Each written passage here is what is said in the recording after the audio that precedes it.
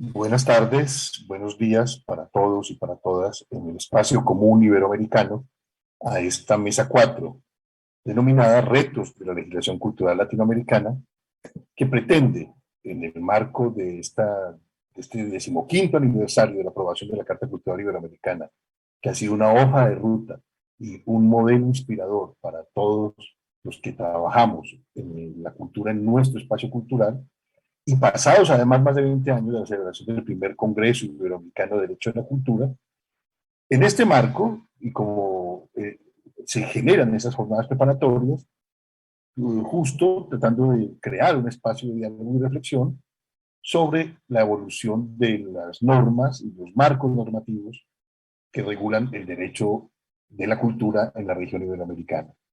Entonces trataremos de trabajar este tema específico de esta cuarta mesa, que son unos retos de la legislación cultural iberoamericana en el contexto de este siglo que corre tan rápidamente y que nos permite plantearnos una perspectiva.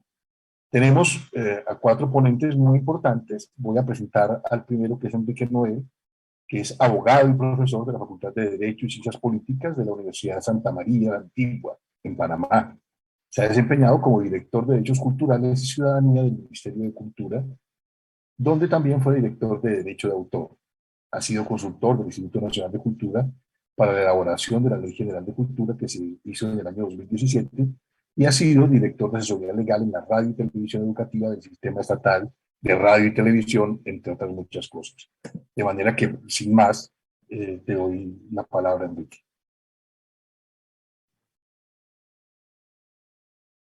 Activamos, por favor, el Ricardo, micrófono. sí. Muchas gracias, Octavio. Buenas tardes, buenos días a todas y a todas, desde donde estén conectadas y conectados. Primero agradecerle a la Fundación Gaveiras y a Jesús Prieto por la invitación y a Isabel Ramos por siempre estar en comunicación para darnos las indicaciones para participar de la manera adecuada en este encuentro tan sustancioso. He podido seguir las distintas mesas. Yo voy a hablar eh, sobre las posibilidades más eficientes para garantizar los derechos culturales. Debo hacer la aclaración de que, aunque trataré de hacer dar mis reflexiones de manera general, inevitablemente estoy anclado en la realidad y en el contexto inmediato de mi país, de Panamá, lo que significó la aprobación de una de las leyes más recientes en materia de cultura, pero también la ralentización posterior del proceso para hacerlos efectivos. Me parece importante partir de algo que para todos, todas aquí va a ser obvio, pero me parece que es el marco necesario para comprender lo posterior, es decir, cómo pensarnos, hacer efectivos y garantizar los derechos culturales. Y me refiero a que los derechos culturales tienen un carácter multidimensional y son transversales. Esto lo digo en dos sentidos. En primer lugar, los derechos culturales, tal como se han ido desarrollando desde la doctrina y los instrumentos internacionales, aunque muy incipiente todavía, nos dan muestras de que ellos trascienden las clasificaciones clásicas de los derechos humanos.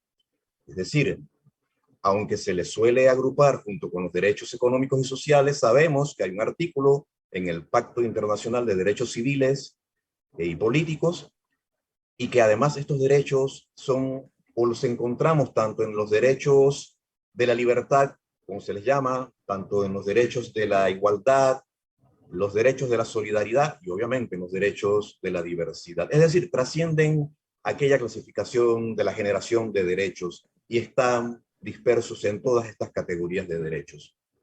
Y por otro lado, ya se ha reiterado muchas veces, los derechos humanos en general tienen una dimensión cultural, o al menos dicha dimensión cultural se activa en conflictos concretos. Esto hace mucho más evidente lo que la teoría de los derechos humanos ha señalado como una de las características de los derechos humanos, es decir, la interdependencia. En el caso de los derechos culturales, eso es mucho más obvio y nos permite comprender algo que para mí es fundamental. No debemos renunciar a ninguno de los niveles de protección o garantía de los derechos culturales. en algunas intervenciones, tanto de panelistas como del público, uno puede escuchar la idea de que no se debe seguir insistiendo en la justiciabilidad de los derechos culturales o en el desarrollo del marco normativo o en el de las políticas públicas. Yo pienso que en todos esos niveles encontramos diferentes posibilidades de garantía de los derechos culturales y no debemos renunciar a ninguno de ellos. Al menos eso es mi planteamiento central. Dicho esto, también debemos entender que los derechos humanos van a ser contemplados o están contemplados y serán garantizados en los distintos niveles territoriales, desde el nivel internacional hasta el local. Dicho eso, me permito elaborar muy sintéticamente algunas posibilidades que, haciéndome la autocrítica, quizás todavía le falte mayor grado de concreción. En el plano internacional, en primer lugar, suscribo lo que ya ha sido dicho antes. Yo creo que debemos apostar a darle carácter vinculante a la Carta Cultural Iberoamericana, pero también me atrevería a señalar que el espacio político, cultural y jurídico iberoamericano debe dar pasos adicionales para también convertirse en un espacio de desarrollo normativo regional en esta materia. Ya ha sido señalado por el propio maestro Prieto que es la región iberoamericana la que más ha avanzado, al menos en las formulaciones teóricas, por ejemplo, a nivel constitucional, de los derechos culturales y de la cultura en general en los textos constitucionales. Creo que podemos dar ese paso también a convertir esta región en una región de desarrollo normativo e incluso también de entidades de soft law, emitiendo opiniones, recomendaciones, qué sé yo. En segundo lugar, siguiendo en el plano internacional, algo que nos planteamos cuando elaboramos la Ley General de Cultura, es que debemos garantizar el control de convencionalidad en los términos que señala la Corte Interamericana de Derechos Humanos. Es decir, el juez nacional debe convertirse en un aplicador también de los instrumentos de derechos humanos y en este caso de derechos culturales. En la región, en América Latina, en este caso específico, hay diferencias en el ejercicio de este control de convencionalidad. En mi país es nulo y creo que es importante, si no está en la Constitución, al menos que en materia cultural la ley así lo señale. Pero hay que dar un paso adicional, porque en reiteradas sentencias la Corte Internacional ha señalado que el control de convencionalidad también le corresponde al resto de los poderes del Estado. De manera que desde el control de la convencionalidad también la institucionalidad de cultura creo que debe convertirse en una entidad que garantice y cumpla los instrumentos de derechos culturales y de derechos humanos en general. También considero que en materia judicial debemos reconocer la posibilidad de un activismo judicial más importante, como el ejemplo que nos da la Corte Constitucional de Colombia. Podemos reconocer nuevos derechos o replantearlos o reagruparlos y relacionarlos con otros tipos de derechos que trascienden la titularidad de derechos clásicos. Me refiero que también podemos dar paso a la idea de los derechos culturales ejercidos también colectivamente hacia la idea de titulares colectivos de derechos. Porque los derechos culturales, al hablar de la diversidad cultural, nos permiten dialogar con otras culturas sometidas al dominio cultural occidental que entienden la titularidad y los derechos de otra manera. Yo comprendo lo que ha sido dicho en otras mesas en el sentido de que los derechos humanos, y en particular los culturales, son unos, y esos son los que están reconocidos, pero también creo que hay una imposición hegemónica en la historia de los derechos humanos y es necesario desde las políticas y desde el activismo judicial dialogar con otras culturas que utilicen el lenguaje de los derechos humanos para poderse entender en la sociedad, para que se les comprendan sus luchas, pero que también tienen otras formas de entender la dignidad humana y de entender la relación con la naturaleza y los deberes con ella que pueden servirnos para ir replanteándonos los derechos culturales. Pongo el ejemplo de la sentencia reciente de la Corte Constitucional Colombiana, que reconoce al río Atrato como sujeto de derecho, pero lo hace desde el análisis de los derechos bioculturales, que también reconocen el derecho de los pueblos indígenas de ser los defensores de los derechos de la naturaleza. Creo, en tercer lugar, que ese concepto de lo biocultural, la biocultura, los derechos bioculturales, es un espacio interesante para empezar a poder dialogar entre ambiente, derechos culturales, titulares individuales, titulares colectivos, representación de intereses difusos, entre otros aspectos. Me parece importante, en cuarto lugar, hablar de la participación, algo que ha sido reiterado aquí en diversas mesas. Debemos, pienso yo, entender la participación desde una triple dimensión. La participación debe ser un principio de política pública y de actuación de la administración pública de cultura, pero esa también, en segundo lugar, un derecho humano, un derecho cultural en particular, y en tercer lugar es un mecanismo para garantizar el cumplimiento del resto de los derechos culturales. ¿Cómo garantizar eso? Yo tengo una enorme duda conmigo mismo, porque creo que hay una especie de metagarantía. Es decir, podemos garantizar los derechos culturales estableciéndolos en las leyes y en los lineamientos de política pública, pero desde mi realidad, pienso, ¿qué nos garantiza que se cumplan con las garantías? Creo que no hay nada mejor que la participación activa de la sociedad civil, pero eso luego es un tema también político. Depende del nivel de organización que tenga la sociedad civil. En el caso panameño, estos niveles todavía son muy bajos, aunque están ampliándose. Creo que la política pública debe también entenderse como un encuentro entre lo político y lo normativo. Debe dársele un valor también vinculante. Es la forma en que el derecho se vuelve útil. En ese sentido hay autores que lo llaman directriz. Es una intervención del Estado, pero es una norma también que ejecuta a los principios y a las reglas de derecho. Y por último, y con esto voy terminando antes que se me consuma el tiempo, la propia institucionalidad de cultura debe entenderse como una institución garantista en clave de derechos y debe ser el espacio público estatal debe comprometerse en ella misma, él mismo, a ampliar la esfera pública hacia una esfera pública no estatal, con un grado de autonomía, pero que dialogue con la esfera estatal. Me parece importante que la participación sea permanente. Pienso yo que algunos espacios, como la asignación de recursos en fondos nacionales, regionales o sectoriales, debe contar con algún nivel de presupuesto participativo, aplicar esta figura análoga, aunque viene de capa caída últimamente, pero podría en espacios micro aplicarse el presupuesto participativo y también institucionalizar entidades de Contraloría Social. Digo institucionalizar porque van a ser permanentes, reconocidos normativamente, pero cuya conformación y cuyos periodos no dependerán del gobierno ni del querer de la ministra o del ministro de Cultura de turno.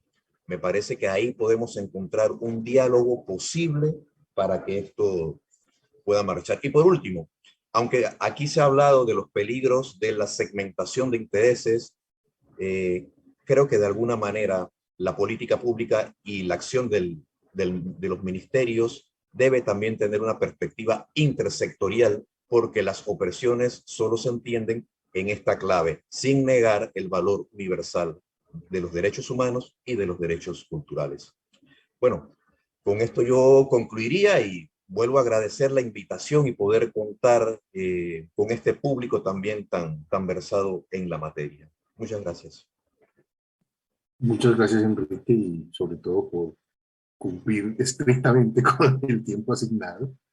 Desde luego tu exposición será objeto de consultas y interacciones por parte del público asistente. Y a continuación tenemos a Silvia Durán, que actualmente es la ministra de Cultura de Costa Rica, se especializó en gestión cultural y políticas públicas del Máster Internacional de Gestión, Políticas Culturales y Desarrollo de la Universidad de Girona, España. certificada como formadora de emprendedores en esa universidad. Y en el programa Dream Global de la Universidad de Salamanca, es egresada del programa de certificación en Berkeley, California, el programa de formación en educación somática y reeducación del movimiento Enfoque Soma Rhymes en Costa Rica. Se ha desempeñado en el ámbito institucional y en la cooperación en el Ministerio de Cultura y Juventud, la Oficina de UNESCO San José para Centroamérica, el Programa de Apoyo para la Integración Regional de Centroamérica del SICA y la Red de Centros Culturales de la Agencia Española de Cooperación, AECI.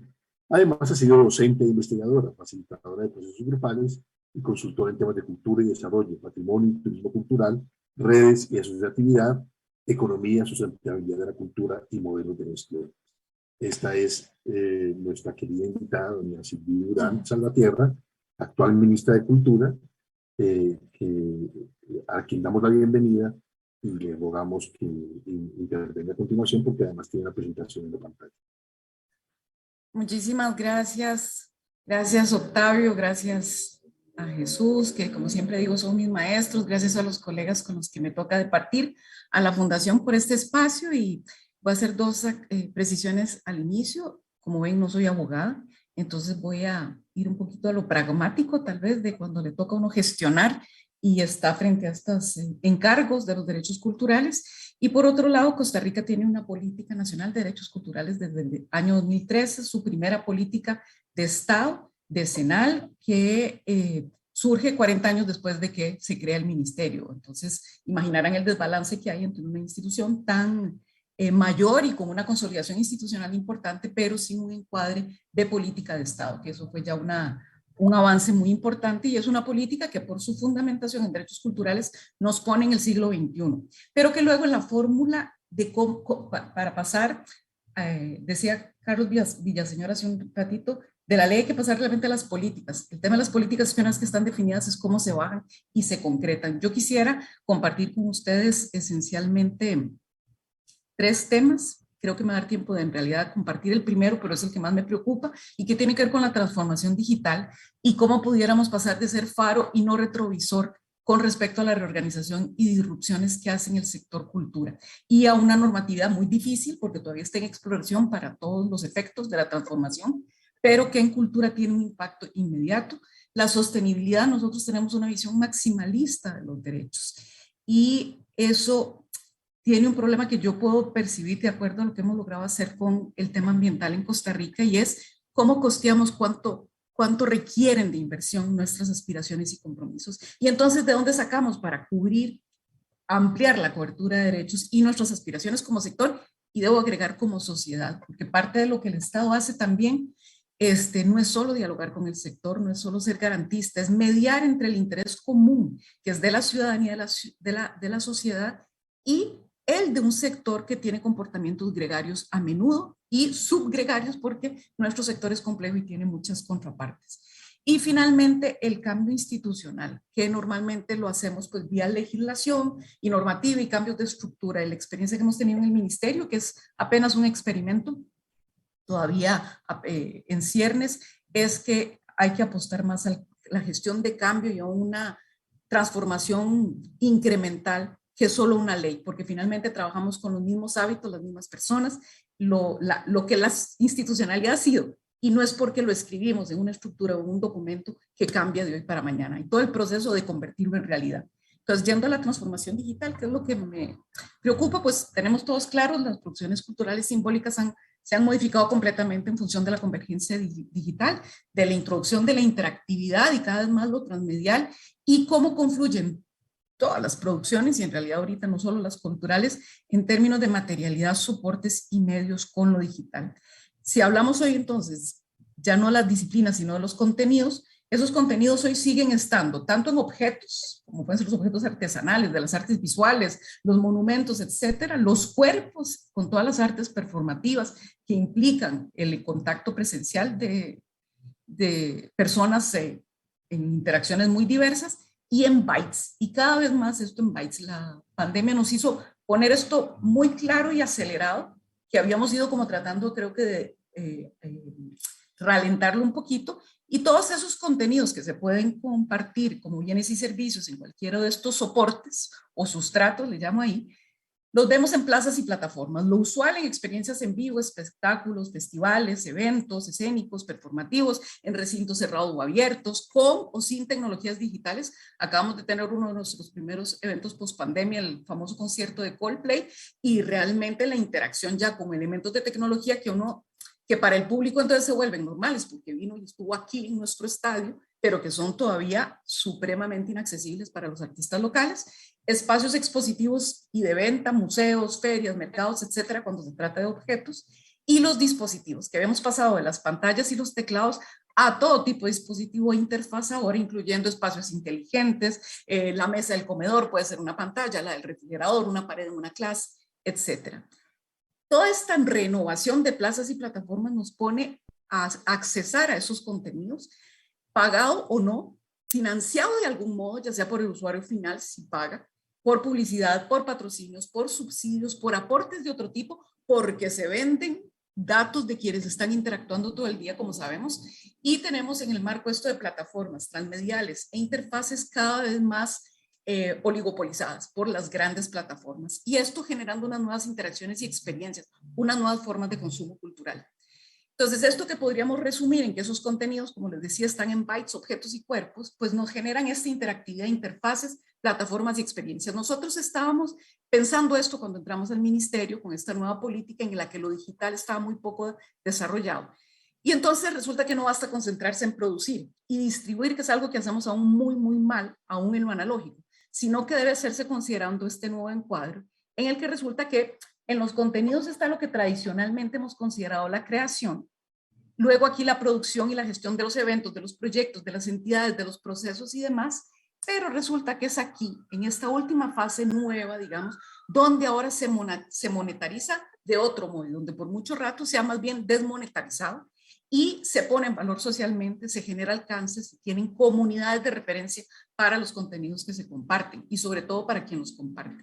Durante mucho tiempo se habló del rey, que el contenido era el rey, entonces el productor, el creador, luego que el usuario con la interactividad y la experiencia, que este usuario es ahora un prosumidor, que esto en términos de desarrollo de contenido digital y derechos culturales y participación es muy importante, y que finalmente lo muy importante es la interacción, la relación, que pone en perspectiva la tecnología como un espacio de construcción de tejido social, de comunidades, de interacciones significativas, de lo que llaman comunidades de sentido. Pero todo esto en realidad quedó supremamente aplastado por quien realmente modela las cosas, las grandes plataformas. Y a partir de ahí lo que hemos visto en los últimos años es que es todo eso que en la parte disruptiva de la tecnología resultó en nuevas posibilidades que abrieron a la diversidad, empezaron a ser modeladas consistentemente por los mismos dueños de grandes plataformas que volvieron a estar tan concentradas como antes las industrias del audiovisual o de la música. Entonces, este es un primer problema. Segundo, de esto que estábamos viéndolo en el 2017, ya en el 2017 resulta que venía la innovación exponencial, la realidad virtual, la realidad aumentada, los espacios públicos, las audiencias ampliadas, la transmedia como norma. Y no solo eso, sino que ya en el 2022, no solo como previsión, sino porque ya está aquí las criptomonedas, el blockchain, los, ¿cómo se llama?, tokens no fungibles, las organizaciones descentralizadas autónomas, los metaversos. ¿Y por qué pongo todo esto en la mesa? Porque parte de la reacción de este último bloque tiene que ver con cómo remonetarizar generando exclusividad, control, trazabilidad para recuperar esto que pasó, que es que los contenidos se recontramultiplicaron sin posibilidad de generar ingresos suficientes para sus productores. Entonces, un caso muy chiquito, este es un modelo de negocio con tokens no fungibles en Nike. Puedo comprar los tenis físicos, los compro con plata física y me van a llegar los tenis, pero además compro un NTF que es el que me valida la autenticidad y que pago con criptomoneda. Puedo tener unos tenis virtuales, no tienen que ser Nike, puede ser de cualquier diseñador virtual que nunca ha hecho tenis en la vida real, pero que los hace para juegos y demás, y lo compro para andar a la moda en cualquier metaverso. Tenis virtuales de Nike, ahora sí una marca que están en un videojuego o metaverso de otra marca, en el que ambas empresas se juntan para generar economía en criptomoneda con las nuevas generaciones. Yo veo esto y lo primero que pienso es, ¿por qué yo voy a querer comprar unos tenis virtuales? ¿Y para qué voy a comprar una obra visual virtual que también está sucediendo? Y claro, eso lo único que delata es que yo tengo 50 años, 55 en realidad, para ser honesta, porque es donde socializan, hacen comunidad y construyen propósito e identidad las nuevas generaciones. Los chicos de hoy día, y aquí hay un dato en horas, fíjense que hay contextos los más variados. Puede ser un contexto, el de arriba a la derecha es África para la agricultura de precisión, abajo temas con la recuperación de lenguas indígenas, el otro es en algún país musulmán. Es cuánto están los chicos generando ahí su socialización, su prestigio, su encuentro entre pares, construyendo su identidad. Entonces, sobre esto, y es donde me voy a quedar, en realidad yo quería plantear que esto disrumpe, no sé si esa es la palabra, ¿cómo se dice? ¿Cuál es el verbo? Pero en todo caso, la división disciplinar, las cadenas de valor, las experiencias que tienen interés, las experiencias de intercambio cultural por generación y lo que nos significan las cosas, las formas de socialización, los modos cognitivos y los géneros que se potencian. Hoy hay cantidad de materiales sobre qué se entiende entre lo que desean los consumidores vía digital o los prosumidores, etcétera, y cómo estas nuevas tecnologías afectan y cómo estas tecnologías ya se están usando de manera cada vez más rápida en distintos segmentos de cultura. Quienes tenemos más de cierta edad, menos que hayamos sido digitales precoces, y no es mi caso, soy una digital como apuro juponada, resulta que estamos tomando decisiones para políticas que son a 20 años, por ejemplo.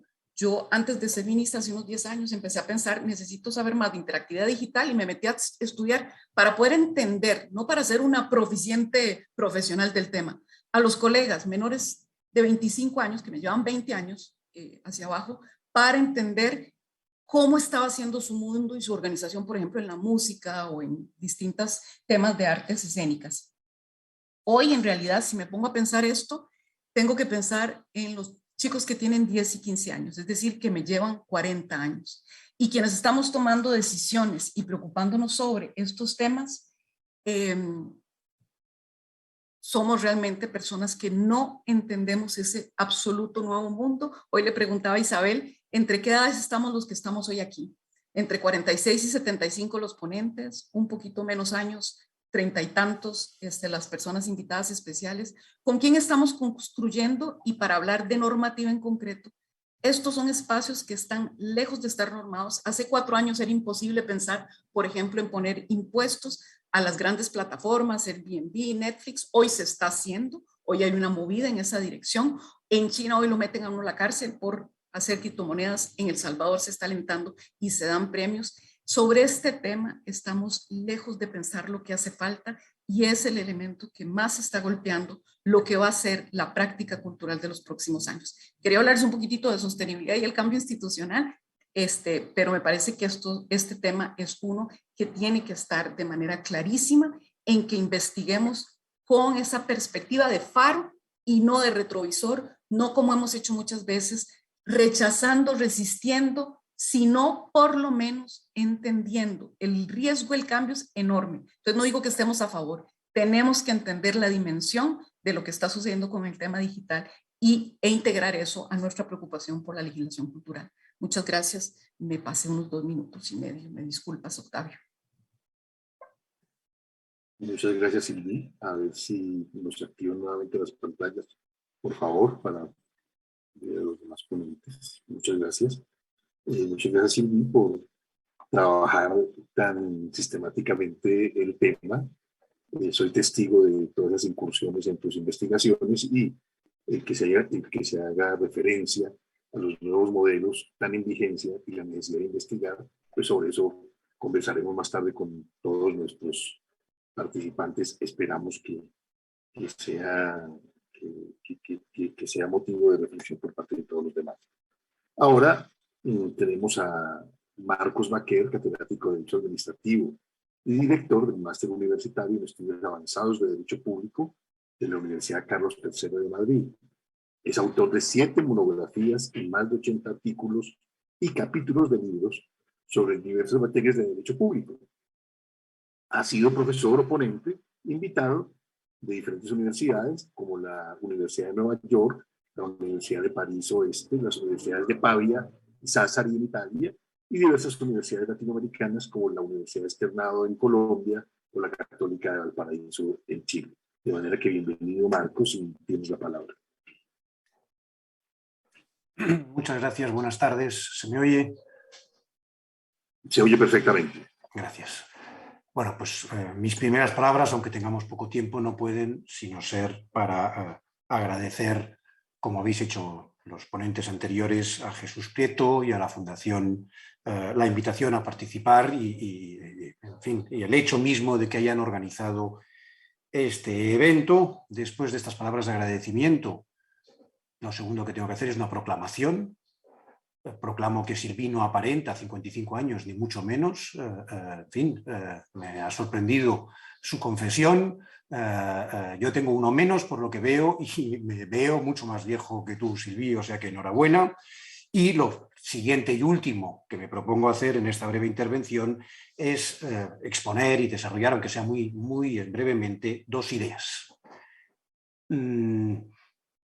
Serán dos ideas un tanto abstractas, posiblemente, aunque yo creo, quizá por una razón de subsistencia como académico, que no hay nada más práctico que una buena teoría y, por tanto, que entre los retos de la legislación cultural, lógicamente, está construir las instituciones del derecho de la cultura debidamente. Y digo esto porque precisamente la primera de las dos ideas que quería compartir es que creo que el derecho de la cultura necesita todavía, en buena medida, emanciparse. Emanciparse como sector del ordenamiento jurídico, ganar autonomía, porque sirve a fines autónomos, porque la cultura es un orden axiológico para la axiología jurídica, un orden autónomo, diverso y autónomo respecto de la cultura, de la política o del medio ambiente. Y eso ya está muy bien proclamado en las cartas internacionales y en las constituciones.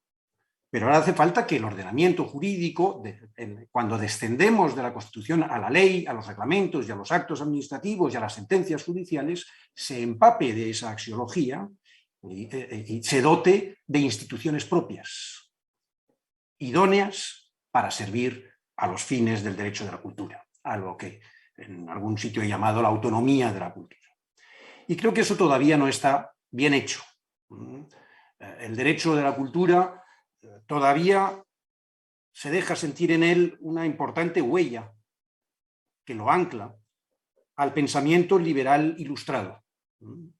Y si uno se fija en las principales o más tradicionales instituciones del derecho a la cultura, cuando hablamos de la propiedad intelectual, cuando hablamos del patrimonio cultural, cuando hablamos del dominio público intelectual, por ejemplo,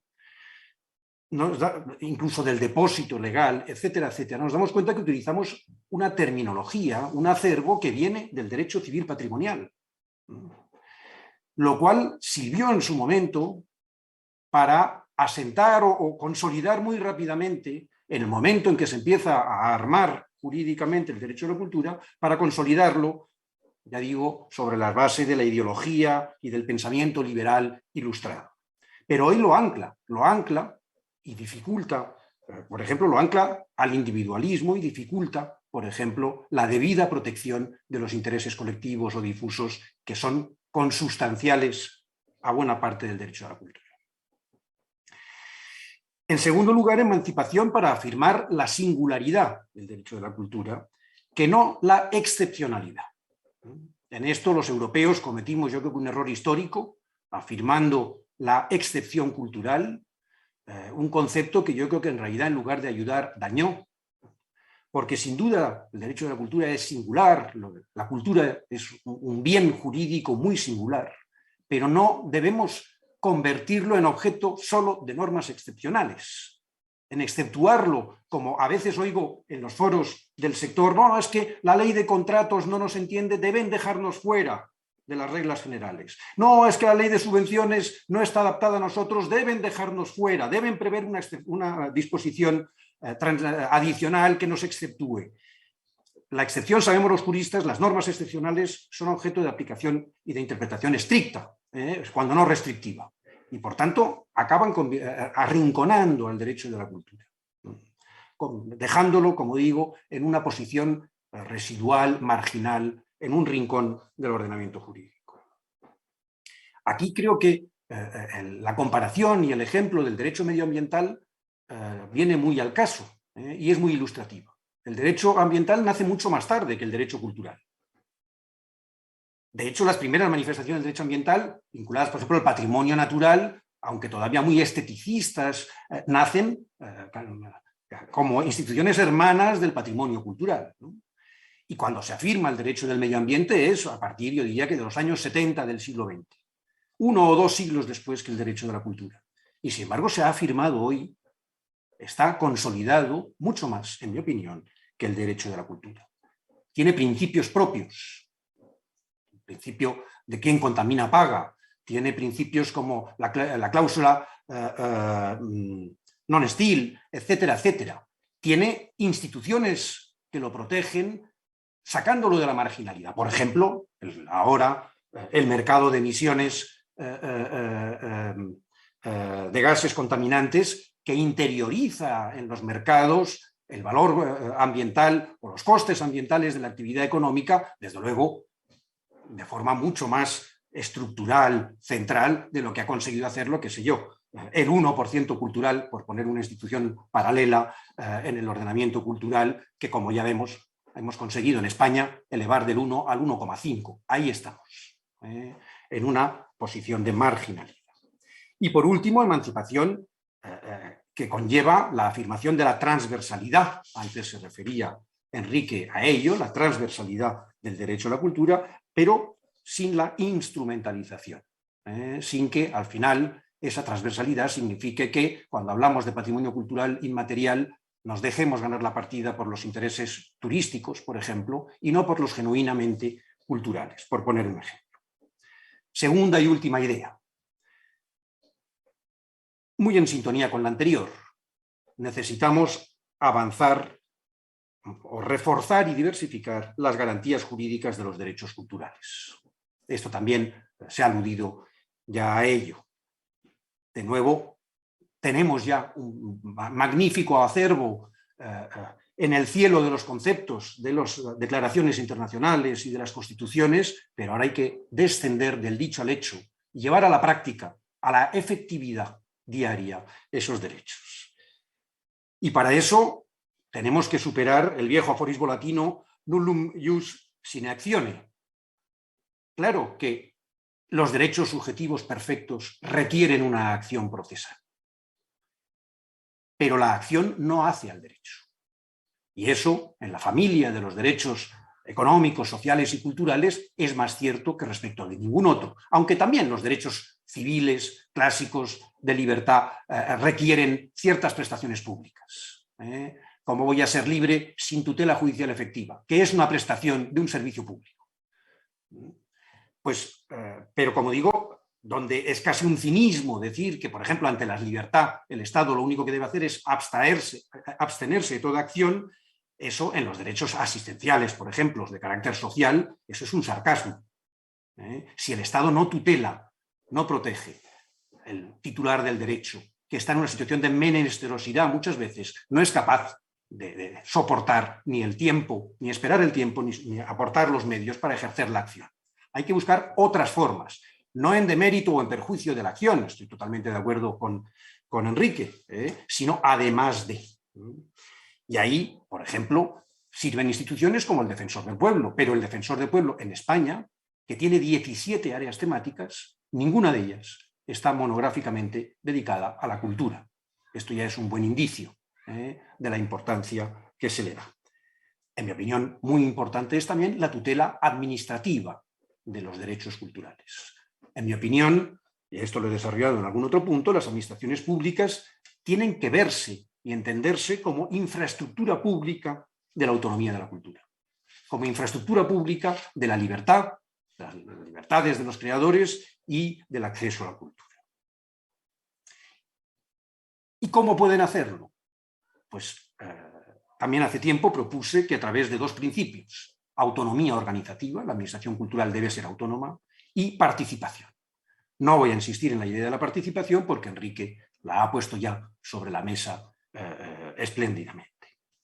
Por último, en relación con estos mecanismos de garantía o de tutela jurídica de los derechos culturales, la transformación digital nos abre una magnífica oportunidad. Es también un reto, pero nos abre una magnífica oportunidad para ese entendimiento, por ejemplo, de las administraciones públicas como infraestructura pública, que pueden abrir el acceso a la cultura utilizando las tecnologías hoy disponibles al alcance de mucha gente, ¿no? Pero de nuevo, esto es algo que ya ha planteado Sylvie y por tanto no me voy a extender en ello. Sylvie lo ha puesto perfectamente sobre la mesa, la importancia de la transformación digital, con lo cual concluyo mi intervención y espero haberme sujetado al tiempo. Muchas gracias.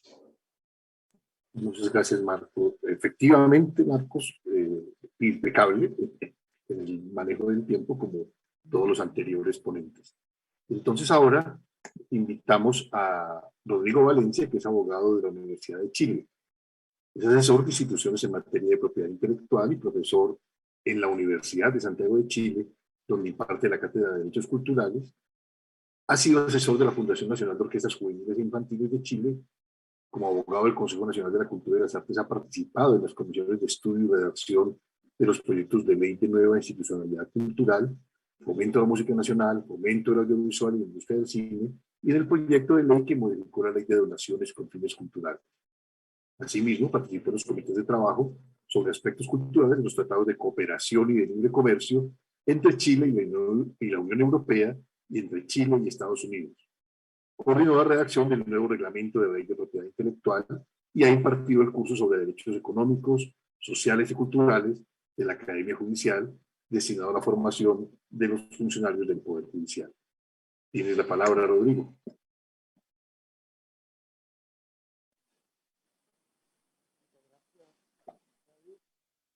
Rodrigo, ¿estás?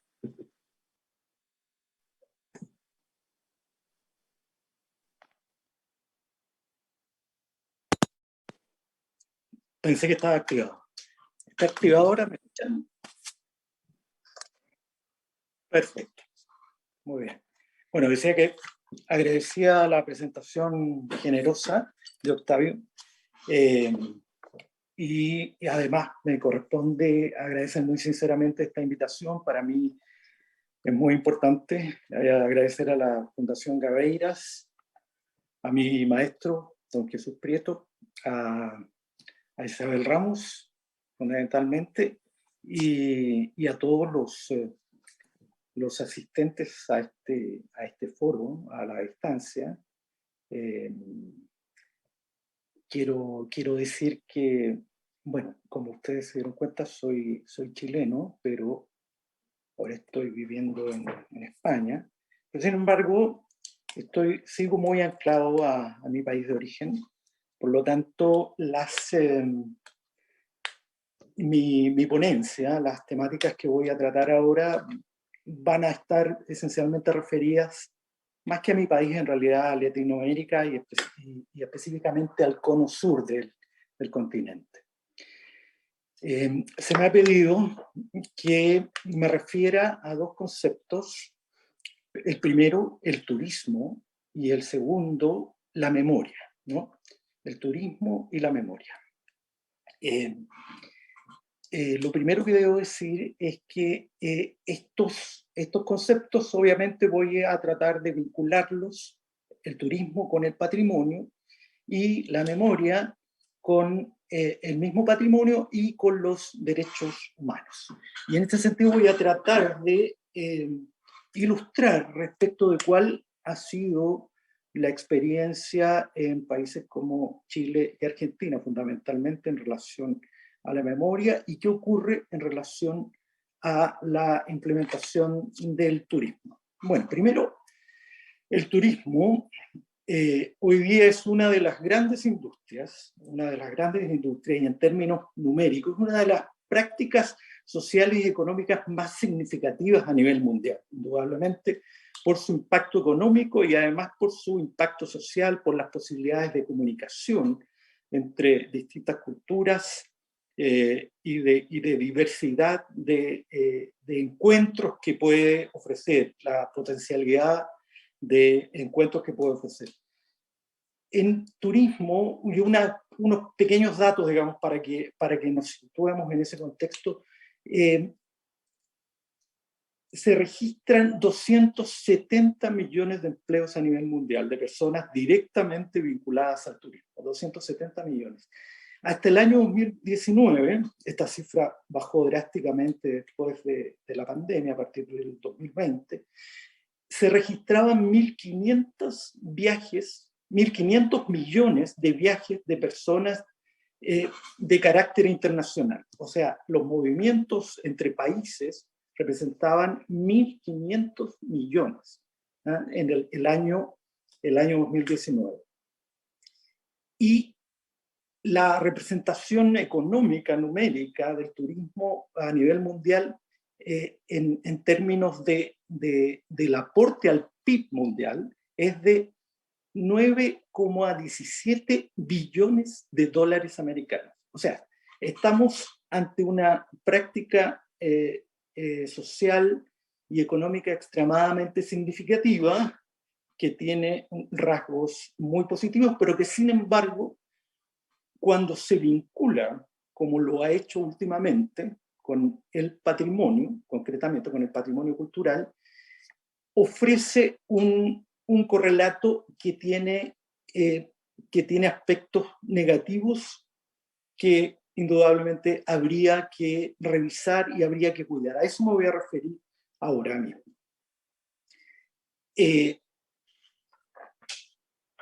El turismo, la industria del turismo últimamente dada la vuelta de tuerca que ha tenido que hacer respecto de la oferta, digamos, para que funcione el negocio, se ha fijado en el patrimonio, ha puesto su atención en el patrimonio cultural y cómo puede vincularse con esta esfera de la cultura para obtener un beneficio económico. Lo hace de muchas formas. La manera más inadecuada, a mi juicio, es la forma que está ocurriendo en la medida en que no se respeta la preexistencia de los pueblos originarios y de su cultura. En general, esta es una experiencia que podemos visualizar, por ejemplo, concretamente en un territorio determinado que es transnacional, que se llama Patagonia Austral, ¿no? Y que representa el sur de Argentina y el sur de Chile, básicamente. Es un territorio especialísimo, digamos, por su belleza escénica, por su virginidad, digamos, por la falta de incursión, de ocupación de las personas, ¿no? Digamos, el territorio está relativamente inexplorado aún, ¿no? Y bastante deshabitado. Esa es la escenificación que se vende para efectos del turismo. Sin embargo, a ambos lados de la cordillera de los Andes existe desde antes de la colonización española un pueblo, que es el pueblo mapuche, que está asentado, que tiene una cultura determinada y que tiene una vinculación especial con el territorio. La forma como se lleva a cabo la industria turística, cómo funciona la industria turística, no respeta la vinculación de ese pueblo con su territorio, no respeta la cosmogonía especial del pueblo mapuche, intentando invisibilizarlo, intentando desconocer esa cultura, hablando en pretérito de su existencia, digamos, escenificando escenarios ficticios, digamos, que tienen que ver con la elaboración de productos más atractivos para un turismo masivo, ¿no? O sea, haciendo referencias a imaginarios que no tienen que ver con la cultura la cultura de ese pueblo y con la cultura vinculada a esos territorios, sino que más bien ofrece una perspectiva de cuentos de hadas y duendes europeos, ¿no? Que se instalan de alguna forma en esos escenarios. En definitiva, cuando se analizan y planifican las políticas turísticas, no se puede dejar de lado el componente social y cultural, ¿no? Eso es lo que de alguna manera ocurre hoy día en la Patagonia del continente americano. En palabras de Rosa Guerrero, que es una autora que se ha referido al tema, esto ha devenido en una apropiación del patrimonio que implica que se hayan desentendido de las identidades de las comunidades locales. En definitiva, ¿qué es lo que se propone respecto del turismo? Es una nueva concepción donde debe priorizarse el aspecto humano y relacional, debe entenderse como una práctica social de encuentro entre pueblos y debe realizarse a baja escala y debe ser gestionada con la participación de las comunidades desde su propia cultura e identidad. Bueno, eso es respecto del turismo. No puedo creer que me quedan 2 minutos. Es así, ¿no? Bueno, me voy a referir a memoria y patrimonio, memoria, patrimonio y derechos humanos. En los últimos años hay una irrupción del concepto de memoria que se ocupa y se manifiesta en cierto culto al patrimonio, según algunos autores, la reinvención de ciertas tradiciones, el regreso a modas pasadas. Esto se ve en la literatura también, en la restauración de los centros urbanos antiguos. ¿Por qué se vuelve importante la memoria?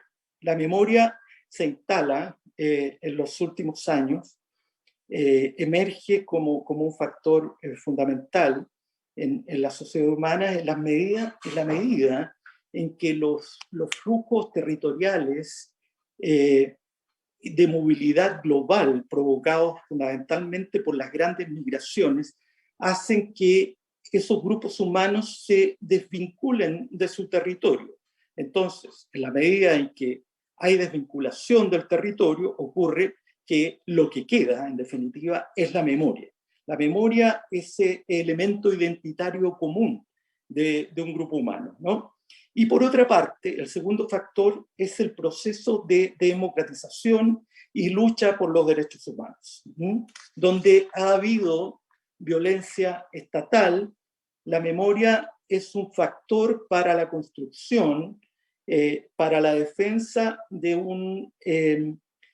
en primer lugar, de la reivindicación de las víctimas de esas violaciones a los derechos humanos, pero también un factor de construcción de un sistema democrático de respeto a los derechos humanos. En definitiva, una aparición de una nueva concepción de la política y de las relaciones sociales basadas en principios que tienen que ver con un respeto de los derechos humanos.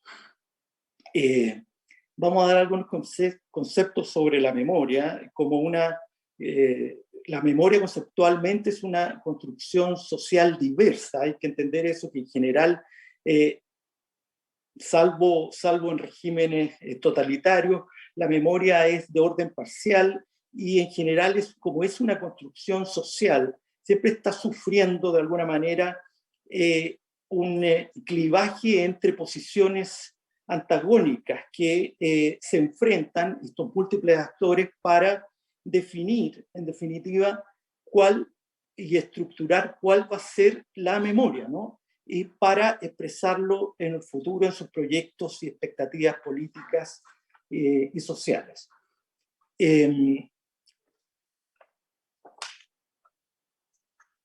Bueno, voy a tratar de ir a la materia que es más interesante y que yo creo que más puedo aportar en relación a la situación de la memoria y los sitios de memoria, ¿no? Que surgen como nuevos elementos del patrimonio cultural. Efectivamente hay una emergencia de una nueva categoría de patrimonio que está vinculada a las experiencias sistemáticas y masivas de violaciones a los derechos humanos, ¿no? que tienen lugar a mediados del siglo XX y que con mucha fuerza impactan a partir de la década del 70 con las dictaduras latinoamericanas y fundamentalmente con las ocurridas en el Cono Sur. Hay además un nuevo giro, una nueva ampliación en el campo del patrimonio que entiende también que el conjunto de bienes culturales, de bienes contenidos en el patrimonio de los derechos humanos, es un factor, es un elemento, son contenidos que pueden considerarse patrimonio, ¿no? y que tiene que ver con ofrecer un testimonio respecto de la violencia racionalizadora del Estado, o sea, del paradigma del terrorismo de Estado. Indudablemente tenemos que referirnos a los antecedentes de la Segunda Guerra Mundial, con el Holocausto, que es lo que hace emerger de alguna manera la conciencia de haber alcanzado después del Holocausto y después de Hiroshima, ¿no? límites que ponían en una situación de peligro de existencia futura al género humano, ¿no? Aparte de eso, ¿no? A partir de eso surgen nuevas categorías jurídicas como los crímenes, la noción de crímenes contra la humanidad, por ejemplo, o la noción de genocidio. Y el segundo factor es la conformación, a partir de esa situación, de una cultura de los derechos humanos. Dijimos que, y el tercer factor es la ampliación del ámbito del patrimonio con un giro social y participacionista, es decir, se abandona en general la mirada o la noción tradicional del patrimonio que ya hemos abordado, digamos, en relación a los monumentos, digamos, y a los principios de orden estético. Tal vez es primera vez en la historia que surgen intentos por conservar la memoria de violaciones de derechos humanos. Es decir, eso normalmente, las conmemoraciones de guerras, de invasiones, de aniquilamiento de un grupo humano era conmemorada por el bando ganador, ¿no? Por el bando ganador y por digamos, los sostenedores de la guerra, en definitiva, eran los que se gratificaban con ese tipo de conmemoración, con ese tipo de memoria, digamos, la memoria de la guerra, en definitiva. Esto es radicalmente opuesto, tiene que ver, está enraizado en la violencia estatal, pero desde el punto de vista de las víctimas, desde el punto de vista de los represaliados, desde el punto de vista de quienes perdieron, ¿no? ¿Y qué ocurre en América Latina y fundamentalmente en el Cono Sur? Hay un intento político por avanzar en términos de justicia social, que es lo que provoca la ascensión al poder de la Unidad Popular en Chile, por ejemplo, y a eso ocurre se sucede una reacción de los sectores conservadores que terminan con los golpes militares, digamos, que ya conocemos en el marco de la Guerra Fría, con el apoyo de Estados Unidos, descarado, diríamos, con la Escuela de las Américas y con la infiltración de las Fuerzas Armadas de estos países. Apreciado, Rodrigo, creo que tu tiempo... Sí, creo que pero si quieres, por favor, redondear. Si quieres, por favor, redondear. Sí, voy a redondear señalando que los lugares o sitios de memoria que son las creaciones, digamos, respecto de este nuevo concepto de patrimonio, de esta nueva dimensión del patrimonio, desbordan el ejercicio de las prácticas metodológicas de los museos tradicionales, ¿no? Por lo tanto, tensionan la idea de museo, ¿no? Porque normalmente los lugares de memoria son aquellos recintos donde se torturó, donde se exterminó, por ejemplo. Son, por otra parte, lugares que intentan reparar la invisibilización que de ellos se hizo, y por otra parte el rescate y uso social. Quisiera terminar simplemente, y discúlpenme por lo extenso, pero señalando que la memoria, en definitiva, es la acción del presente sobre el pasado. No solo sirven para significar el recuerdo, sino que permiten actualizar las lecturas del pasado en función de los valores del presente. Muchas gracias. Muchas gracias, Rodrigo. En realidad, pues, no es que las intervenciones sean extensas, sino que si nos lo pensamos, el tiempo es muy breve, y sobre todo con temas tan interesantes y tan que despiertan tanta controversia y tantas posibilidades de reflexión.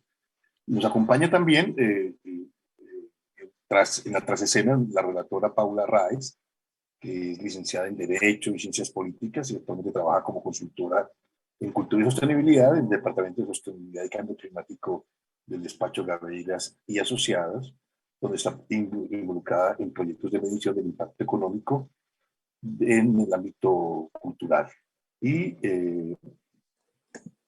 ahora, yo soy Octavio Arbeláez, soy abogado y gestor cultural, que tampoco me ha presentado, pues aquí estamos. Y vamos a pasar a la sección de preguntas y intervenciones de los invitados a este foro. Tuvimos una participación muy interesante con diferentes enfoques que desde mi punto de vista resultaron muy refrescantes. Primero, Enrique planteaba un tema muy importante, que era cómo garantizar que los derechos culturales fueran ejercidos verdaderamente, y planteaba esa relación de interdependencia y cómo en nuestro continente hay una denominada región de desarrollo normativo, en la medida en que hemos sido osados y hemos intervenido desde la perspectiva de la creación institucional y luego una consolidación de estos esquemas institucionales. De hecho, hemos tenido instituciones más modernas y complejas, se cuentan con ministerios o consejos de la cultura y de las artes, presupuestos y programas que abarcan varios aspectos del desarrollo cultural. Como bien decía Enrique, se han sustentado fomentos, fondos, aperturas comerciales, desarrollo de gestión, etcétera, etcétera, pero a lo que él invita es a una transversalidad de esos esquemas y a una intervención bien importante desde la perspectiva de los derechos culturales y sobre todo pone como ejemplo el desarrollo tan interesante de la propia Constitución colombiana a través de la apropiación de los derechos bioculturales como una mirada novedosa y muy innovadora del ejercicio de los derechos. Posteriormente, Silvi Durán hizo un planteamiento sobre el tema central que tiene que ver con la transformación digital. La transformación digital que, como todos sabemos, insiste en una transversalidad muy clave y muy categórica en el desarrollo y la apropiación, no solo de los nuevos medios, sino las intervenciones en todos los sectores de la cultura. Desde esa perspectiva, aparecen rápidamente transformaciones que inciden en las industrias culturales y creativas de diferentes maneras. La industria, por ejemplo, de la música no es la misma, y esa revolución o reevolución de sectores de las industrias creativas y en general de todos los desarrollos que con ello conllevan la aparición de nuevos derechos, la gestión de esos nuevos derechos, la irrupción del blockchain y el rastreo de este tipo de intervenciones que generan derechos a través de las sociedades de gestión, pues es necesario analizarla y comprenderla. Sobre todo un llamado que hace CIVI a la apropiación por parte de la comunidad cultural de estos elementos que van un poco en colisión con la gestión de las plataformas, que son las que están quedando con los dineros y no están llegando realmente a los artistas. Luego tuvimos una muy interesante presentación de Marcos, que realmente aterrizó mucho las cosas al plantear que no hay nada más práctico que una buena idea. Entonces, desde esa perspectiva, él plantea cómo el derecho de la cultura hoy necesitaría una actualización en el sentido de su autonomía como corpus y adicionalmente emanciparse del derecho civil o de la normatividad en general que tiene como referencia y que toma como referencia la cultura. La cultura siempre en general ha sido como un hermano menor. Si nos lo pensamos desde la perspectiva de la economía de la cultura, tratamos de justificarnos todo el tiempo y demostrar que sí, que somos, que existimos y que generamos valor y que generamos dinero y que generamos recursos, y en general con relación a las otras disciplinas, desde el punto de vista de la cultura. Y el derecho cultural ha heredado un poco eso en la medida en que, como bien señala Marcos, es necesaria la subraya de su singularidad y de la irrupción no menor de una reflexión teórica muy importante y de corpus teóricos muy avanzados en el campo del derecho de la cultura. Desde esa perspectiva, él plantea que hay que avanzar en las garantías jurídicas a los derechos culturales. Y esto es un tema no menor. Y finalmente, Rodrigo se plantea la relación turismo y memoria desde un punto de vista muy importante, desde el punto de vista que geográficamente nos ubica en la comunidad mapuche, que tiene una problemática contemporánea que está sometido a un proceso muy difícil de discusión y análisis y de intervención. Ya vimos que incluso políticamente está generando unos conflictos muy importantes de todo tipo. Entonces, de esa perspectiva, es muy importante esa reflexión sobre la relación turismo-patrimonio, derechos humanos y esa relación con el pueblo mapuche. Y luego termina él trabajando el tema de la memoria, que como bien vimos, tiene mucha relación, como cerraba él en su intervención, con los vencidos, con este tema de las violencias que se ejercen sobre las comunidades y las personas.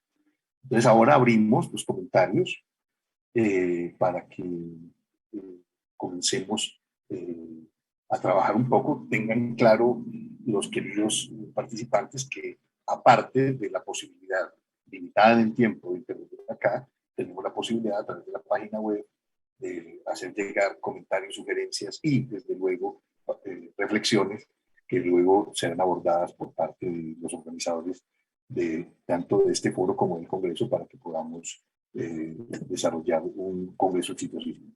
En el orden de la palabra tiene la palabra Anaí Vázquez. Buenas tardes. Gracias.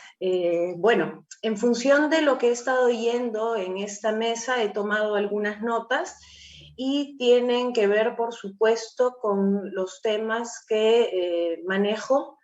Soy gestora cultural independiente y, bueno, agradezco poder participar y compartir esto.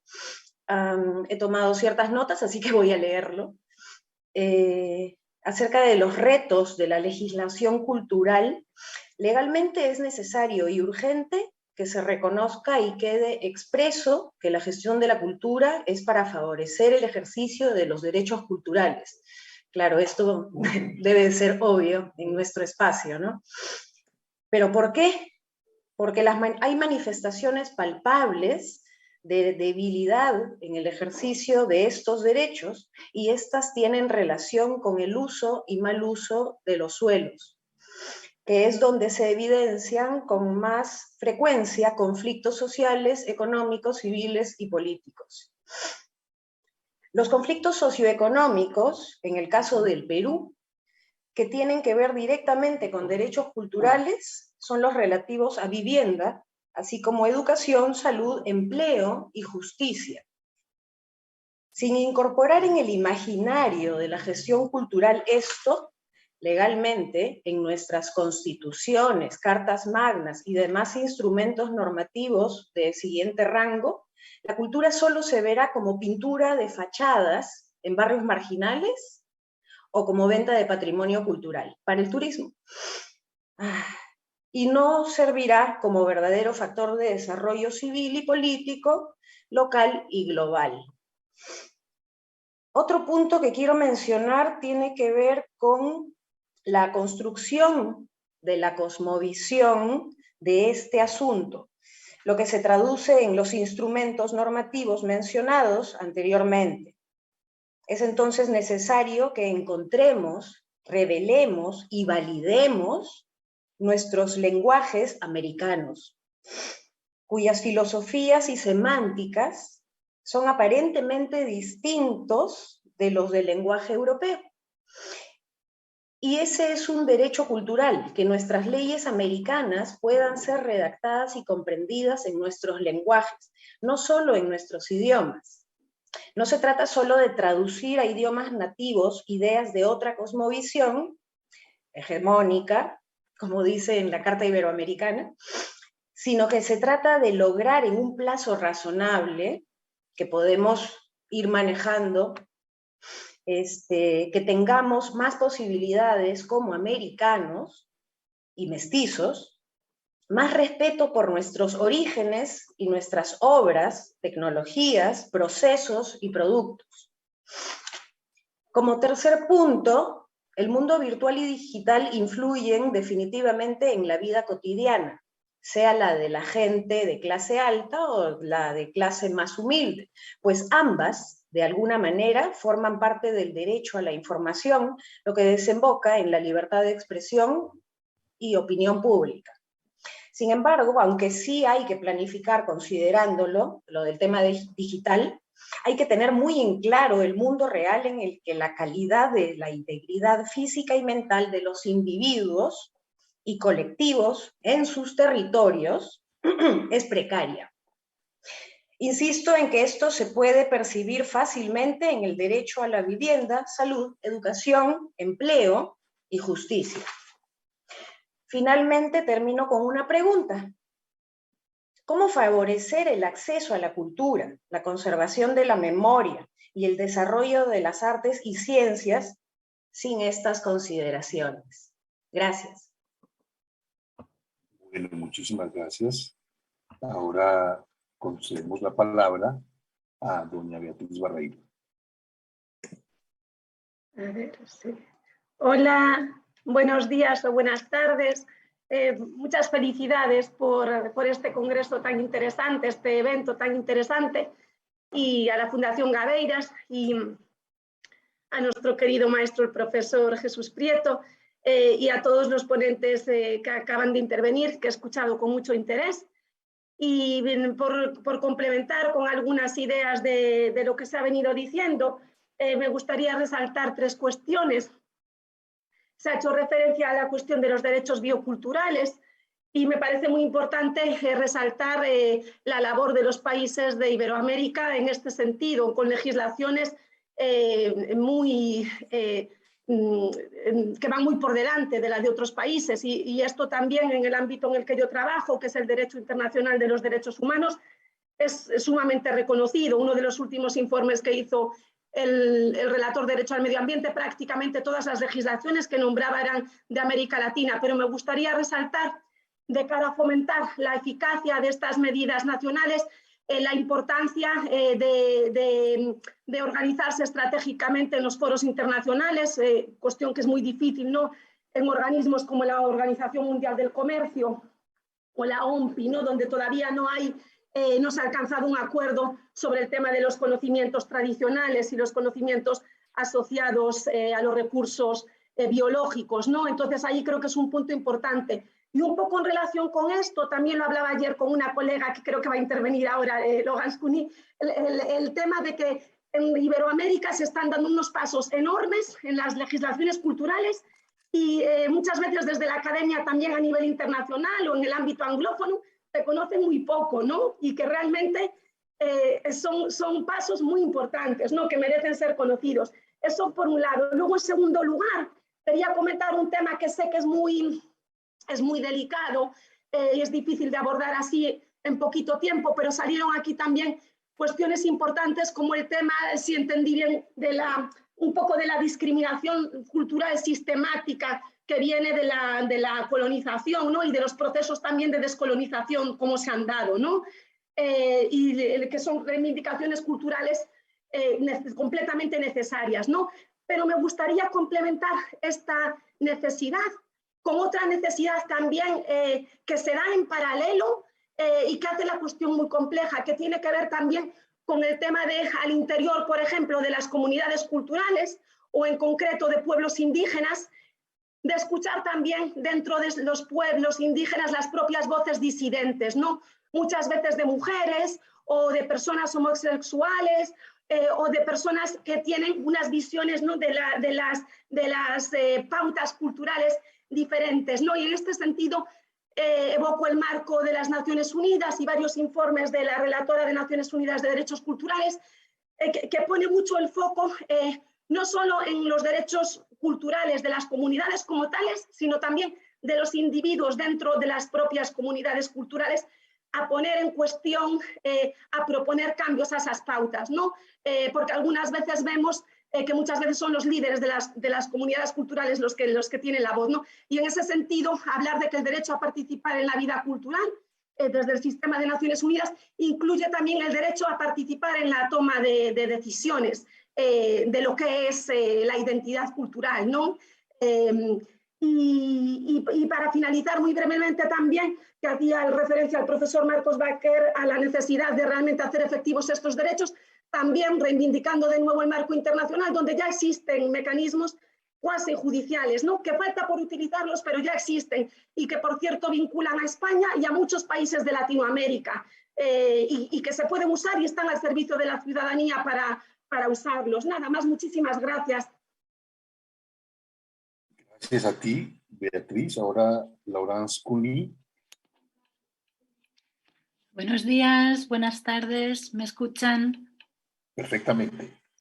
Aquí les hablo yo desde la Cátedra UNESCO de Diversidad de Expresiones Culturales en Quebec, Canadá, y para comentarle también a Sylvie Durán que aquí hay jóvenes buscadores menos de 30 años que están trabajando mucho sobre el tema de derechos culturales en el entorno digital, porque esta cátedra viene también del derecho del comercio internacional y del derecho público internacional. Entonces ahí hay avances bastante interesantes, pero también yo estoy hablando desde la perspectiva más europea de la Declaración de Friburgo, que justamente cumple 15 años y pronto, 23 y 24 de mayo, habrán unas jornadas que súper oportunamente están como también coincidiendo con estas jornadas que he estado siguiendo desde ayer y que van a alimentar el trabajo que estamos haciendo,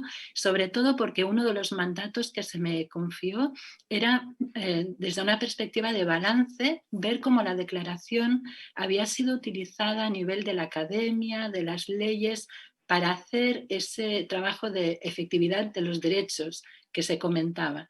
Y entonces, lo que comentaba Beatriz, que los avances han sido enormes y que ahora pueden como retroalimentar los debates que tendrán lugar en Friburgo y que consideran varias cosas, entre ellas, como decía, el balance de la declaración, si se necesita una nueva declaración, y también algo al que aludía Enrique Noel, que es la dimensión cultural de los otros derechos, alimentación, salud, habitaje. Ahora los términos se me confunden, pero que también creo que Jesús Prieto aludió a ese tema, ¿no?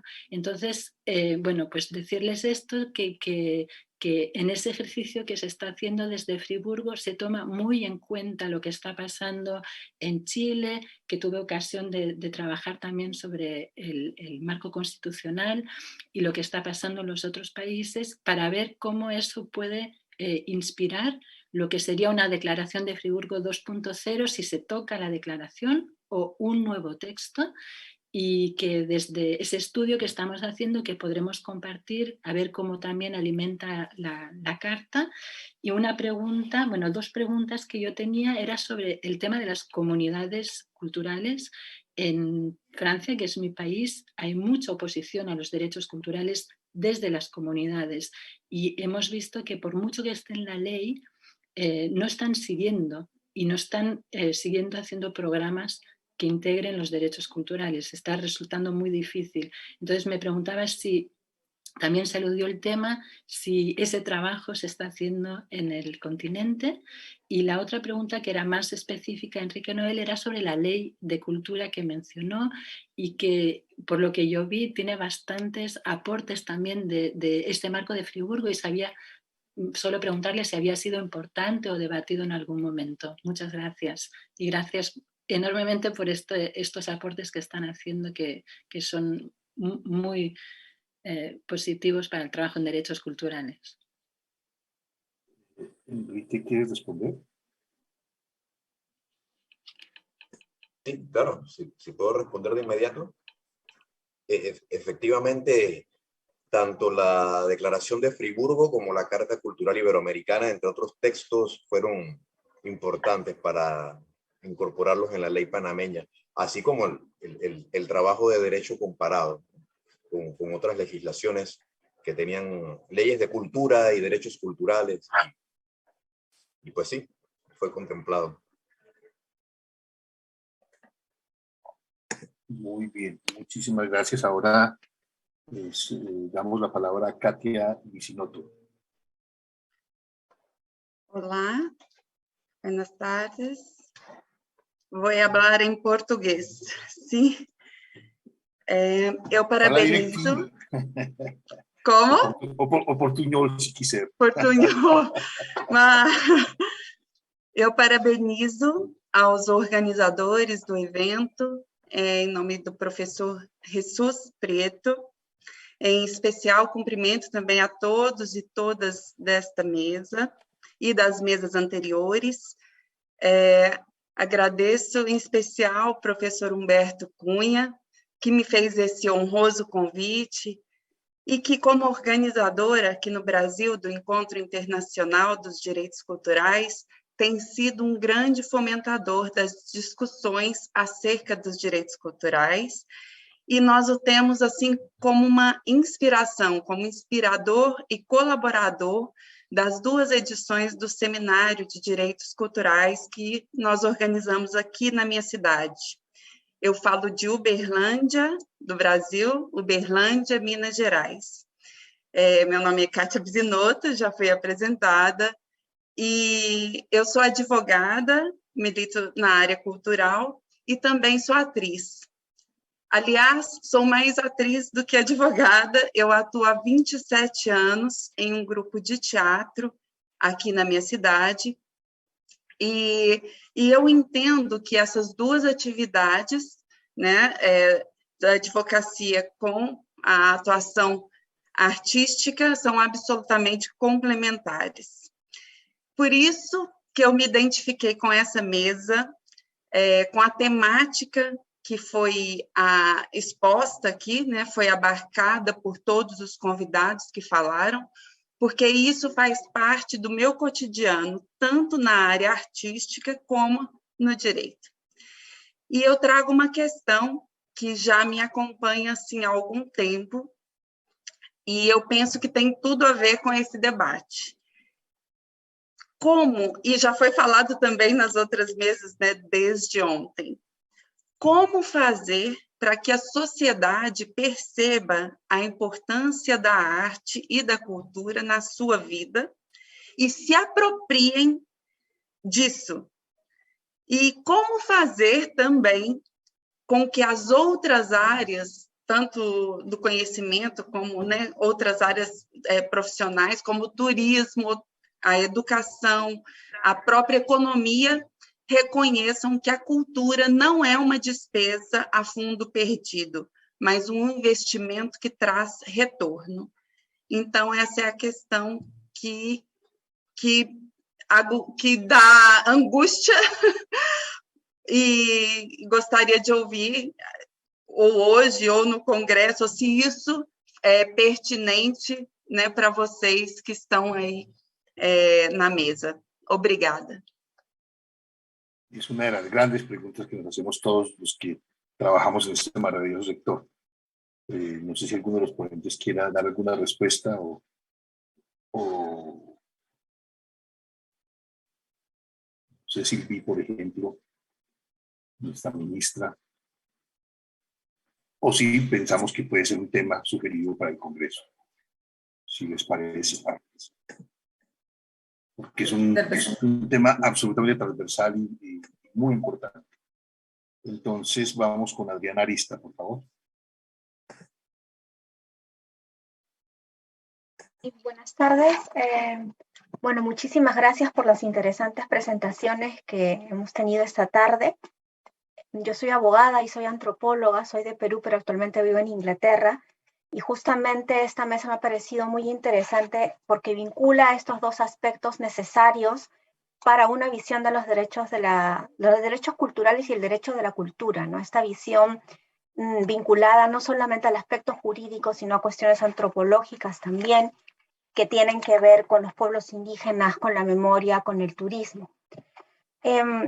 Mi intervención básicamente venía por la idea, justamente esta idea, ¿no? Esta unión de estos temas, cómo incorporar en estas nuevas narrativas o en estas nuevas legislaciones que se necesitan en nuestros países, porque como bien han mencionado los ponentes, tenemos unas legislaciones muy completas a nivel internacional, incluso los tenemos a nivel regional, pero cómo aterrizan estas en nuestros países, estas legislaciones en nuestra legislación nacional, en nuestra jurisprudencia, en nuestra producción intelectual también, ¿no? Y esto porque está vinculado a los puntos que incorporaron en las en las exposiciones finales que tienen que ver con los pueblos indígenas y con el tema de memoria. Justamente América Latina, el Cono Sur, tiene estos problemas, entre comillas, ¿no? Con los pueblos indígenas y con estas legislaciones que no están acorde con esta cosmovisión, con esta forma de ver y de relacionarse con la naturaleza. ¿Cómo hacer que estos derechos culturales, cómo hacer que este derecho de la cultura incorpore estas miradas, pero no solamente estas miradas, sino estas construcciones teóricas? Porque finalmente la memoria y los pueblos indígenas, las construcciones de los pueblos indígenas, las tradiciones, corresponden también a una construcción teórica que deberíamos de alguna manera incorporar. Aquí viene el tema de la participación, cuán difícil y cuán complejo es lograr una participación efectiva. La participación generalmente es vista, trabajo el tema de patrimonio cultural y desde ahí va mi perspectiva. La participación generalmente es vista cuando uno llega a hacer un proyecto a un lugar, un proyecto arqueológico, un proyecto de investigación, y se le comunica a la comunidad lo que venimos a hacer. Pero nos olvidamos del inicio, de cómo creamos este conocimiento a través de la participación de la comunidad. Y esto tiene que ver también con un tema, y con esto termino, que tiene que quedar, creo yo, para el debate que mencionó Marcos Baquer, que me parece muy interesante, y es algo que yo me venía preguntando porque trabajo el tema de patrimonio desde el derecho, desde que estaba en la universidad, y para mí es un honor estar en un espacio donde está el profesor Jesús Prieto de Pedro, cuyos textos han sido muy importantes en mi formación. Y Entonces, ¿cómo hacer que el derecho de la cultura se consolide tal cual el derecho del medio ambiente? Porque eso es lo que yo me preguntaba en el caso de Perú, por ejemplo, ¿no? En el caso de Perú, en el área del derecho procesal civil, se tiene el artículo 82 en el Código Procesal Civil, donde se incorpora el tema de los intereses difusos que va luego al derecho del medio ambiente. Tenemos un código del medio ambiente. Y yo decía, ¿cómo toda esta problemática del patrimonio cultural no nos ha hecho pensar que necesitamos un código de la cultura? Y no solamente el patrimonio cultural visto desde un aspecto material o intangible, sino también desde una perspectiva que va hacia allá la visión de las nuevas tecnologías, de la utilización de las nuevas tecnologías.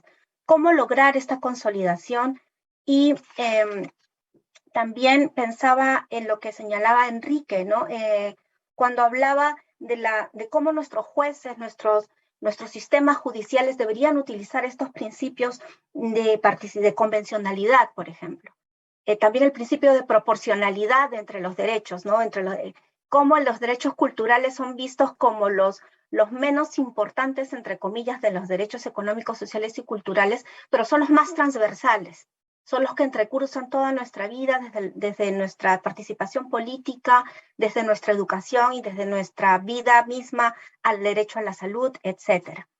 Entonces, creo que ahí está el gran reto, ¿no? Cómo interconectar estos grandes temas que se han presentado el día de hoy, las nuevas tecnologías, la brecha generacional entre cómo producimos y qué producimos, los pueblos indígenas, la memoria y la vinculación también con el tema del turismo. Y creo que en estos temas todos los países iberoamericanos comparten una historia y que se podría retroalimentar para lograr un consenso mucho más inclusivo, no solamente del conocimiento ya elaborado desde una visión académica, sino también desde el conocimiento de las bases de los pueblos indígenas, por ejemplo. Muchas gracias. Muchas gracias a ti. Ahora tenemos los 3 turnos finales, que son Federico Escrivá, Ima Ballesteros y Alan Magallanes. Entonces, damos la palabra a Federico Escrivá.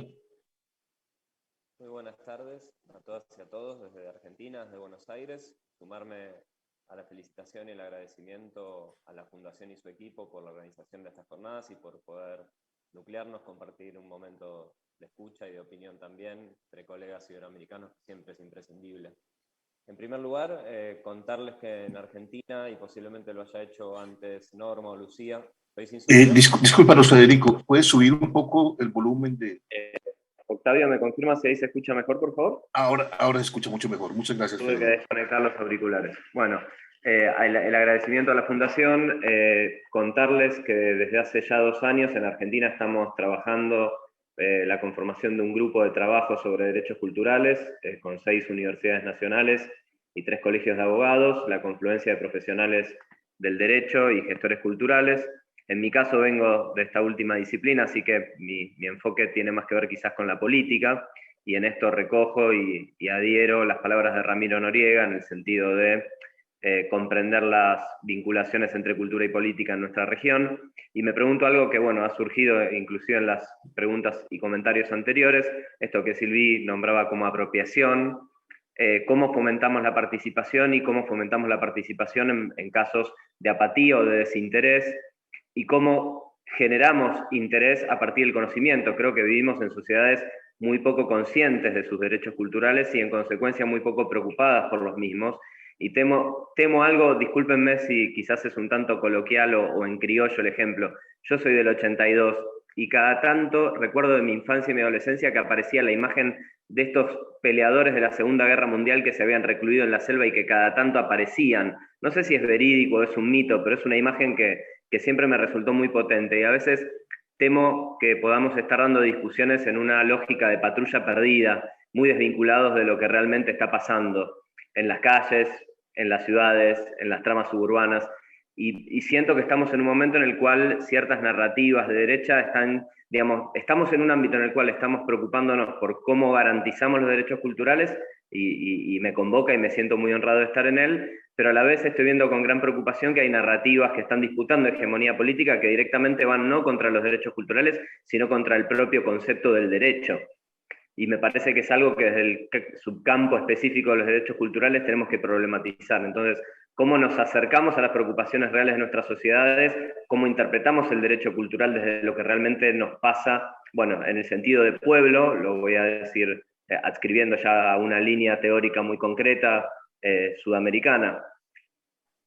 En el mismo sentido, o en un sentido concurrente, ha surgido esta necesidad en múltiples expositores y en los comentarios que me precedieron, en torno a la necesidad de descolonizar e incorporar otras epistemologías, otras racionalidades, otros marcos filosóficos, y creo que ahí tenemos un problema, que es que muchas veces al expresar esta genuina preocupación no nos damos cuenta que nos estamos postulando como sujetos profesionales, académicos, políticos, plenamente occidentales en sociedades de una matriz que necesita incorporar aquello otro que fue históricamente negado. Y me parece que ahí lo que tenemos que estimularnos es a reconocernos como parte de eso otro. Somos eso otro que estamos buscando reponer. Nuestras sociedades no son sociedades plenamente occidentales, nunca lo fueron. En todo caso, que lo fueran fue el proyecto de determinadas élites que hegemonizaron los procesos de consolidación nacional. Estoy hablando en este caso no del campo iberoamericano, sino exclusivamente del campo sudamericano. Me parece que esa búsqueda de reponer aquello que fue negado sin terminar de entenderlo como algo que es constitutivo de lo que realmente somos en términos colectivos, y reproducir esa lógica de entender lo indígena, lo afroamericano, desde una perspectiva de la minoría, ¿no? Lo digo como categoría conceptual heredada o importada de la reflexión nordatlántica, donde seguramente es válida, pero desconociendo que nuestras sociedades son eminentemente portadoras de esas racionalidades otras que requieren ser reincorporadas, repuestas o incorporadas. Me parece que es parte del problema. Y por último, algo muy menor, y algo que me disparó escucharla a la colega Sylvie, toda esta incorporación de lo digital, que también es un tema, ¿no? Y en el cual, si bien no llego a los 40, también me siento un poco lejano, porque, bueno, mis hijos sí son plenamente nativos digitales, pero justamente por mi experiencia de padre, si se me permite, creo que muchas veces la perspectiva sobre lo digital desde la política cultural es solamente si la entendemos para poder acelerarla.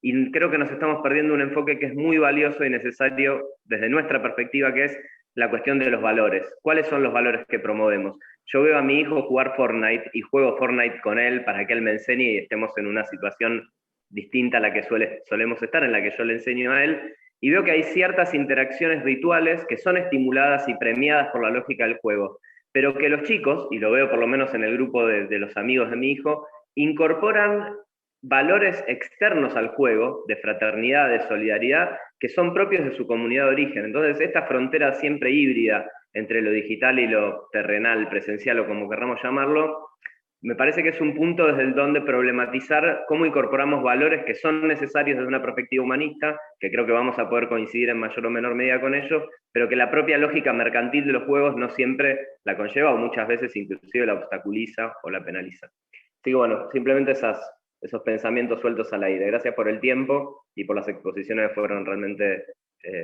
muy, muy nutritivas.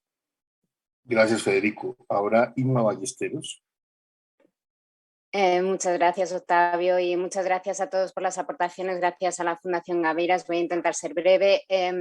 Retomo la conversación de Federico sobre el tema de la transición digital, porque bueno, en la Fundación Alternativas hemos estado haciendo un seguimiento de cuál ha sido esta transición en el sector iberoamericano, en el sector de la cultura en Iberoamérica, y tenemos informaciones que nos preocupan bastante, sobre todo porque sí que estamos viendo que existe una brecha muy importante, ya no solamente en el interior de cada país, sino a nivel regional. Hay una brecha entre países importante, que esto puede afectar sin duda a los derechos culturales, ¿no? Al derecho de participación en la vida cultural en todos los ámbitos.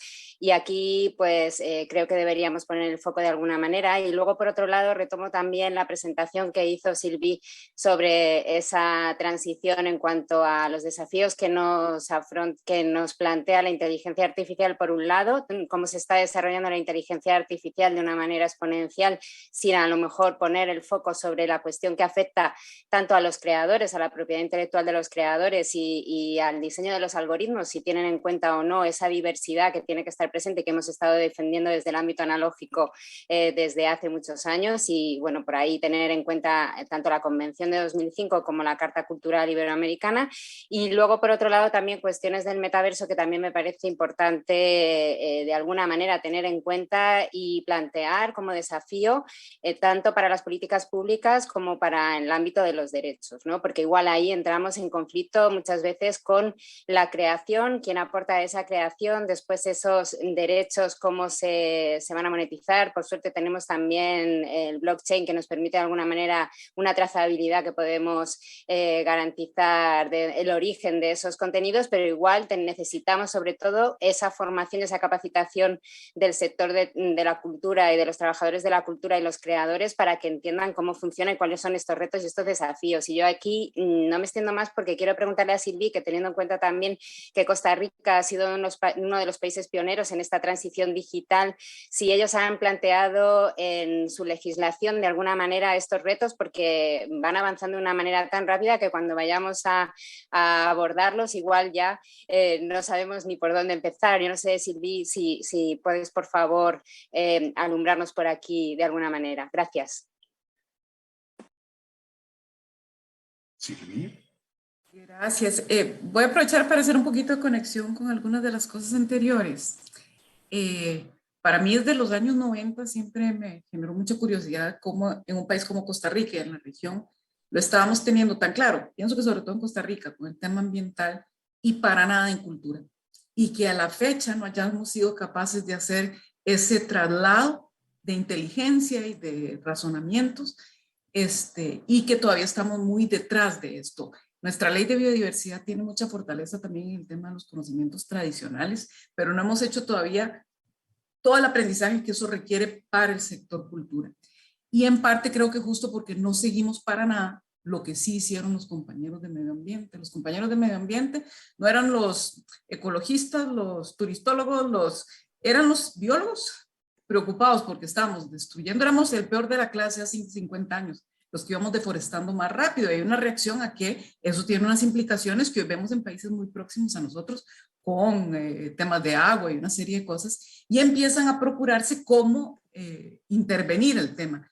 Y hacen dos cosas. Una es generar una lógica de ordenamiento territorial para la restauración del entorno ambiental, ¿verdad? Porque no solo se trata de restaurar zonas devastadas, sino que los parques nacionales, preservar lo que aún se puede preservar, que era todavía bosque primario, recuperar en bosque secundario algunas zonas y conectarlos, porque todo el proceso vivo requiere de corredores entre esos espacios. Entonces, ese ordenamiento territorial por un lado, y el otro, ¿qué mecanismos financieros para alentar el tema? Entonces, a partir de un momento, además de la inversión que decide hacer el Estado, es evidente que solo el Estado no puede hacer la inversión que se requiere y se empiezan a generar los pagos por servicios ambientales y una serie de mecanismos innovadores desde entonces, que son los que han permitido desde los años 90 para acá que hayamos hecho una recuperación impresionante que el país hace y que hoy se plantee todavía cosas muy fuertes en temas de residuos, que lo estamos haciendo todavía muy mal, y el tema del agua, ¿verdad? Que son, digamos, no somos buenísimos en todo.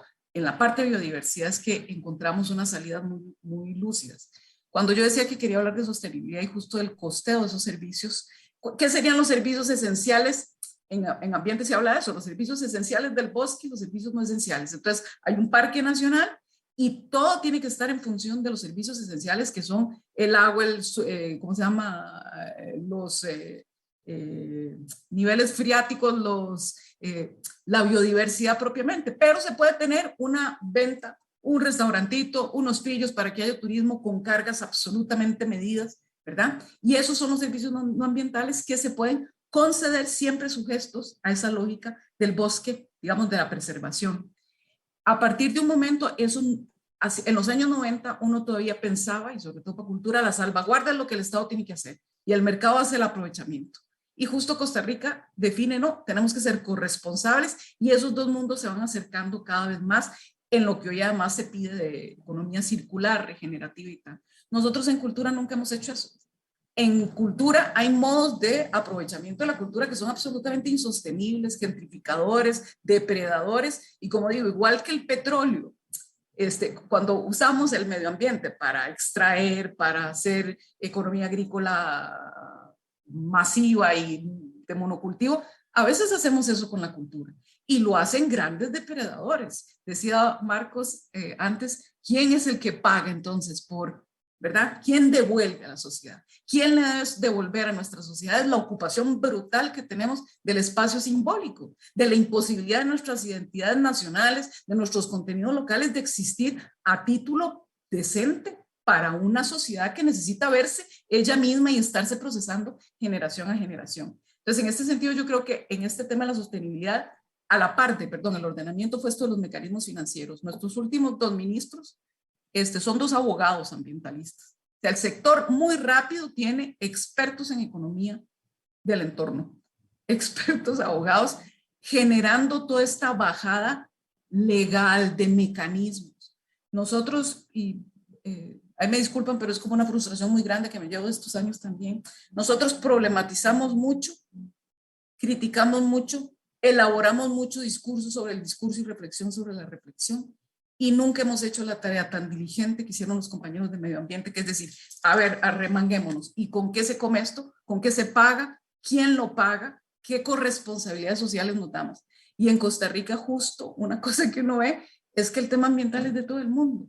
Para la niña que vende, ¿cómo se llama? Galletas para algo en su comunidad y pintar la escuela con motivos ambientales, pues su tarea y su contribución al tema ambiental es totalmente distinta a la del ministro de Ambiente o la de los guardaparques. Pero todo el mundo de alguna manera hemos logrado que esté conectado con que esa idea nos compete. Y hoy por hoy el modelo de desarrollo está en función del tema ambiental. Y fíjense la gran paradoja en la que estamos, que es la misma, creo que cultura va a entrar eventualmente. El 90% de los fondos para la, con esto ya termino, perdón, el 90% de los fondos para el pago de servicios ambientales con comunidades indígenas, sector privado, que entonces usa su espacio privado para reforestar y demás, vienen de los impuestos que se le cargan a la gasolina. Entonces ahora que tenemos un plan de descarbonización a 30 años, el desafío es cómo hacemos esa reconversión, porque necesitamos que deje de haber carros, que es uno de nuestros grandes problemas. Tenemos una contaminación producida por eso enorme, pero al mismo tiempo hay que volver hay que asegurar que seguimos nutriendo la corresponsabilidad. Pero tuvimos todos estos 30 años para hacer muy diligente la tarea. Y nosotros tiro a tiro hemos perdido la oportunidad de legislar a tiempo. No lo hicimos en el caso de Costa Rica y en muchos de nuestros países, por ejemplo, con la televisión. No es el caso de Colombia. Para nosotros es un desastre.